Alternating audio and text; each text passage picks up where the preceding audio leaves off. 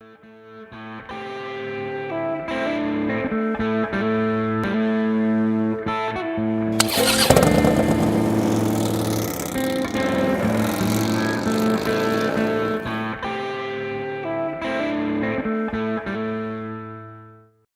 everybody, this is Mike Staver. This is Mondays with Mike. Every Monday I answer questions from folks like yourselves. Here's this week's question. Mike, there's much in the news recently about bullying and suicides being attributed to that bullying. There's plenty of blame being passed around for whose fault it is, the bullying, the suicides, etc. I'm interested in your thoughts about how to stop bullying and its effects on kids. Let me say a couple things. First of all, it's tragic.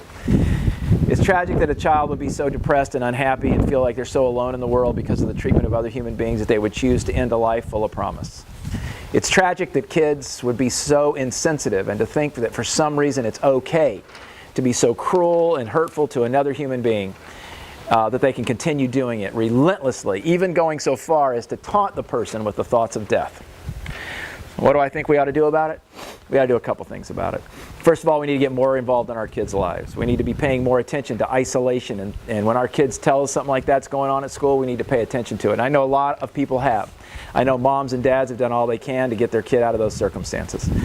The second thing that we need to do is we need to stop tolerating it in our own kids by not modeling it in our own behavior. There are some adults and parents who think that the big tough guy or tough girl approach and demonstrating bullying either verbally or physically is the way to go.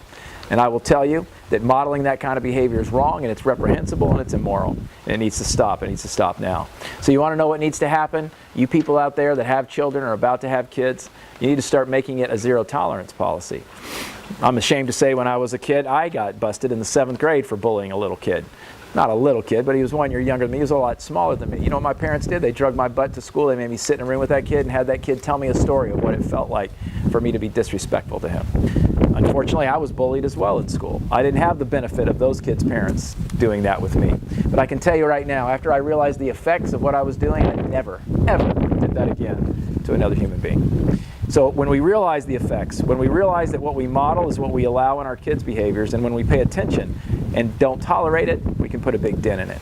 And schools and principals and administrators, I know you realize it's a big problem, and we need to do all we can to stamp that out in schools as well. Until next week, this is Mike. This is Mondays with Mike. Take care.